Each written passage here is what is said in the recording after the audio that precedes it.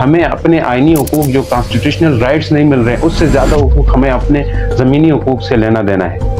जिस ज़मीन पे आप रह रहे हो उस ज़मीन से आपको मतलब बेघर कर दिया जाता है, उस ज़मीन से ही आपको लाताल्लुकी बना दिया जाता है, तो फिर आप कैसे आप अपने कॉन्स्टिट्यूशनल राइट्स की बात कर सकते हो? फिर तो जिस जगह पे रह रहे हो उसको सही तरह से तू जान लो, उसके बारे में है क्या, हिस्ट्री है क्या, तो क्या होने जा रहे हैं। ऐसे उठे और उनके हक में नारे देने शुरू हो गए। दोस्तों जाग जाना चाहिए, और हमारे खास तौर पर यूथ को ये बात पता नहीं है कि लैंड किस तरह की और कहाँ पे किसका कब्जा हो रहा है। हमें ऐसे सियासतदानों को फॉलो नहीं करना चाहिए जो गिलगित बल्तिस्तान का मुफाद के बारे में न सोचे। ऐसे साइंसदानों को फॉलो करना चाहिए जो गिलगित बल्तिस्तान के मुफाद के बारे में सोचे, जो गिलगित बल्तिस्तान के फ्यूचर के बारे में, जो गिलगित बल्तिस्तान के अवाम के राइट्स के बारे में सोचे। ऐसे सियासतदानों के ऊपर को फॉलो करना चाहिए। खास तौर पर हमारे जो सियासतदान है वो दिख चुके हैं, क्योंकि वो अपने इंटरेस्ट के लिए, पर्सनल इंटरेस्ट के लिए, जो अवाम के इंटरेस्ट है उनको वो हमेशा बेच देते हैं। दोस्तों हम इस मसले को समझते हैं कि गिलगित बल्तिस्तान के अंदर ग्रीन टूरिज्म के नाम पे एक प्राइवेट कंपनी एग्जिस्ट कर रही है, उसकी वजह क्या है इसको समझते हैं। इसकी वजह को जानने से पहले हम ये जानने की कोशिश करेंगे कि गिलगित बल्तिस्तान में टोटल कितनी तरह की लैंड एग्जिस्ट करती है।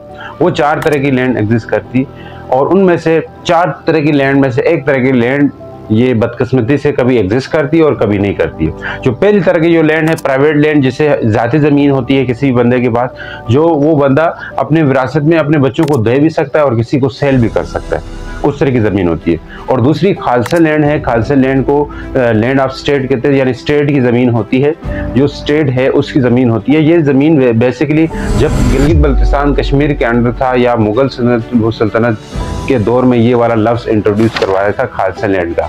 अब ये जो खालसा लैंड के जो कंसेप्ट है, इसके तहत गिलगित बल्तिस्तान जो था कश्मीर के राजा के अंडर थी, और उस वक्त उनकी जो ज़मीन होती थी उसको खालसा लैंड कहा जाता था, स्टेट की जो ज़मीन है। अब ये स्टेट की ज़मीन खालसा लैंड होती है, तो उनके महाराजा कश्मीर ने ही गिलगित बल्तिस्तान के अंदर उसकी जो खालसा लैंड थी उसको उन्होंने गिलगित बल्तिस्तान के लोगों को गिफ्ट कर दी थी, तब जब उनका एक बेटा पैदा हुआ था। तो लेकिन ये लैंड खालसा होती है। अब ये खालसा लैंड वाला कंसेप्ट पाकिस्तान का हो सकता है, क्या पाकिस्तान भी स्टेट है, पाकिस्तान गवर्नमेंट का ये लैंड पाकिस्तान गवर्नमेंट की हो सकती है? देखिए उसूलन तो ये होना चाहिए, जब कोई कंट्री किसी जगह को एक्वायर कर लेता है तो तब उस कंट्री के अंदर जो लैंड, उस जगह के अंदर जो लैंड होगी वो उस स्टेट की भी लैंड हो सकती है उसके अंदर। और दूसरी तरफ यानी कि वहाँ पे जो लैंड है गिलगित बल्तिस्तान के अंदर, ये लैंड पाकिस्तान की हो सकती है तब जब पाकिस्तान खुद गिलगित बल्तिस्तान को एक्वायर करे और गिलगित बल्तिस्तान को फतह करके हासिल करे, तो तब वो लैंड पाकिस्तान की भी हो सकती है। यहाँ पे जो गिलगित बल्तिस्तान है उसको उस वहाँ के लोगों ने इसको फतह करके हासिल किया है, खुद फतह करके हासिल किया, तो तब के केस में क्या ये खालसा लैंड वाला कंसेप्ट पाकिस्तान के ऊपर लागू हो सकता है कि नहीं? देखिए आमतौर पर नहीं हो सकता। दूसरी तरफ जो चौथी तरह की जो कैटेगरी की लैंड है वो है पास्चर लैंड। पास्चर लैंड वो जगह होती है ये बेसिकली जो कैटेगरी में आती है, खालसा लैंड की कैटेगरी में आती है, खालसा लैंड की कैटेगरी में आती है, और ये भी स्टेट की लैंड हो सकती है, लेकिन आवाम को राइट्स होते हैं कि वहाँ पे आवाम जो है वो अपने चरागाह के तौर पर उसको इस्तेमाल कर सकती है इस लैंड को। और चौथी तरह की एक और लैंड है जिसे हम कम्युनिटी लैंड कहते हैं, यानी कि जो होल कम्युनिटी की होती है, पूरे गांव पूरे इलाके की कॉमन जो लैंड होती है उसको कम्युनिटी लैंड कहते हैं। आमतौर पर इसको उर्दू में शामिलात कहा जाता है। उसमें पूरे अवाम के राइट्स होते हैं। अगर अवाम के राइट्स होंगे और अवाम के राइट्स के तहत ही वहाँ पर अगर गवर्नमेंट कुछ काम करना चाहे तो गवर्नमेंट को इसको पे करना होता है। दोस्तों अगर लैंड का ये कंसेप्ट समझ आए तो मैं आपको बताना चाहूँ पाकिस्तान के बाकी सूबों का कंपैरिजन गिलगित बल्तिस्तान से करके देखें तो क्या रियलिटी है।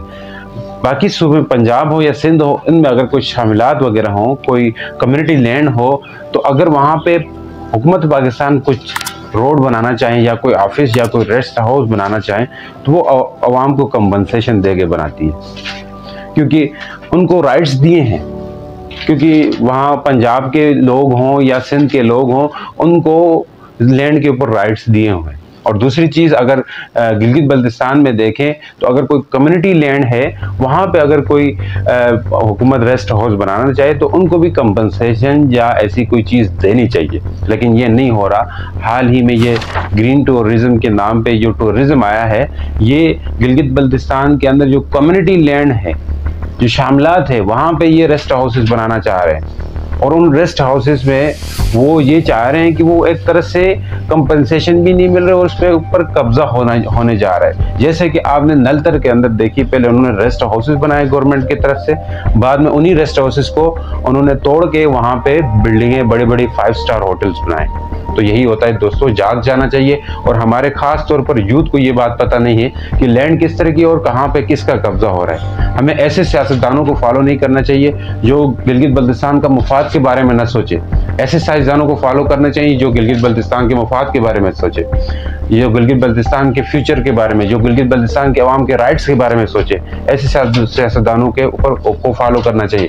खास तौर पर हमारे जो सियासतदान है वो बिक चुके हैं, क्योंकि वो अपने इंटरेस्ट के नहीं, पर्सनल इंटरेस्ट के लिए, जो अवाम के इंटरेस्ट है उनको वो हमेशा बेच देते हैं। जैसे कि हमारे पास कुछ जो सियासतदान है वो ठीक है, हमारे गिलगित बल्तिस्तान के, वो हमेशा अवाम के राइट्स की बात करते हैं। जैसे अब्बास मौसवी साहब जैसे जो सियासतदान है उनको देखना चाहिए, वो हमेशा अवाम के राइट्स की बात करते हैं। और दूसरी तरफ कुछ ऐसे सियासतदान भी है जो आप खुद जानते हैं, वो तो पर्सनल इंटरेस्ट के लिए वो अपने आप को मतलब बेचने के लिए भी तैयार है। तो हमारे खास तौर पर नौजवान नस्ल को थोड़ा स्टडी करनी चाहिए, थोड़ा इसके ऊपर रिसर्च करनी चाहिए कि क्या है हमारा पास्ट, क्या था हमारे पास में, किस तरह की ज़मीनें थी, ये इनको स्टडी करके ही बात करनी चाहिए। ऐसे कि भाई इससे बहुत हमें रेवेन्यू जनरेट होगा। क्या वो जो रेवेन्यू जनरेट होगा वो आपको जाएगा? नहीं जाएगा, वो जो कंपनी है उसको जाएगा, उनको फ़ायदा होगा। अगर उस कंपनी को अगर गिलगित बल्तिस्तान के अंदर रह के काम करना है तो उनको चाहिए कि यूथ को उठाए, यूथ को पैसे दे कि भाई हम आपको लोन दे रहे हैं, इतना वो दे रहे हैं, आप ऐसे ऐसे चीज़ें करें आप ताकि बिजनेस करें। लेकिन वो खुद करें, लेकिन पर्सनली वो चाहते नहीं कि किसी गिलगित बल्तिस्तान के नौजवान को ये चीज़ मिले, ये राइट्स मिले। तो दोस्तों अगर ये बात समझ आई तो हम थोड़ी हिस्ट्री जानने की कोशिश करते हैं कि 1947 से अब तक क्या होता चला है गिलगित बल्तिस्तान के लैंड के साथ। शुरू में 1965-1958 के अंदर ही पाकिस्तान ने गिलगित बल्तिस्तान के अंदर नेटोरा रूल लागू किया।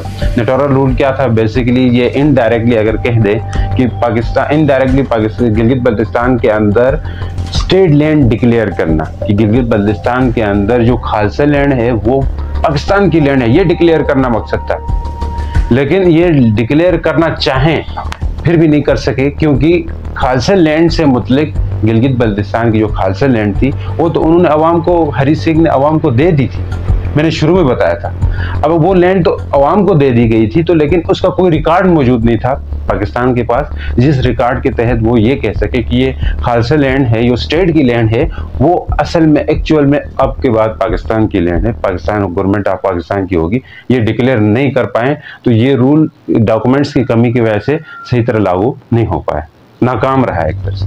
उसके बाद हाल ही में आपने देखा नेशनल पार्क का मंसूबा है, और उस नेशनल पार्क के मंसूबे में क्या था? वो नेशनल पार्क के मंसूबे में गिलगित बल्तिस्तान के जो चरागाहें हैं वहाँ पे ये नेशनल पार्क बनाना चाह रहे थे। एक्चुअल में जो वाइल्ड लाइफ एक्ट 1965 में सेक्शन 7 है वो लगाना चाह रहे थे, और वो जो सेक्शन 7 है वो किसी जगह पे तब लगता है जब वो लोकेशन स्टेट लैंड हो ऑलरेडी से। लेकिन जो चरागाहें हैं गिलगित बल्तिस्तान के अंदर वो स्टेट लैंड थोड़ी ना है।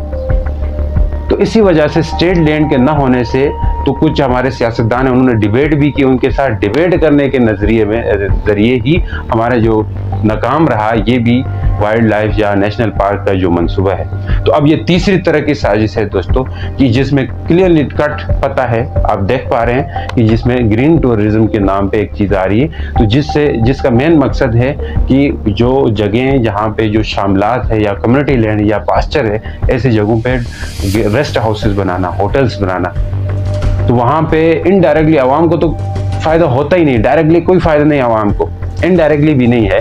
आप देख पा रहे हैं क्योंकि वहाँ पे पहले वो गवर्नमेंट के नाम पे रेस्ट हाउसेस तो बना देंगे, वहाँ पे वो होटल्स मतलब ये कि गवर्नमेंट के तौर पर चीज़ें बना भी देंगे, और इनडायरेक्टली बाद में होगा क्या इसका, वहाँ पे होटल्स बनेंगे, प्राइवेट होटल्स बनेंगे, लोग बनाएंगे, लेकिन गिलगित की आवाम जाएगी कहाँ? जाग जाओ, अभी भी जाग जाओ, थोड़ी पढ़ने स्टडी करने की आदि बनाओ, उधर उधर पोस्टों को, उधर उधर चीज़ों को देख के बिलीव ना करो, थोड़े आर्टिकल्स पढ़ लिया करो, बुक्स पढ़ लिया करें, हिस्ट्री पढ़ लिया करें, बहुत ज़रूरी है। हमें अपने आइनी हुकूक जो कॉन्स्टिट्यूशनल राइट्स नहीं मिल रहे हैं, उससे ज़्यादा हुकूक हमें अपने ज़मीनी हुकूक से लेना देना है। जिस ज़मीन पे आप रह रहे हो उस ज़मीन से आपको मतलब बेगर कर दिया जाता है, उस ज़मीन से ही आपको लाताल्लुकी बना दिया जाता है, तो फिर आप कैसे आप अपने कॉन्स्टिट्यूशनल राइट्स की बात कर सकते हो? फिर तो जिस जगह पे रह रहे हो उसको सही तरह से तू जान लो, उसके बारे में है क्या, हिस्ट्री है क्या, तो क्या होने जा रहे हैं, ऐसे उठे और उनके हक में नारे देने शुरू हो गए। तो उम्मीद करता हूँ दोस्तों कोई बात कड़वी लगी तो माफ़ करना। तो मिलते हैं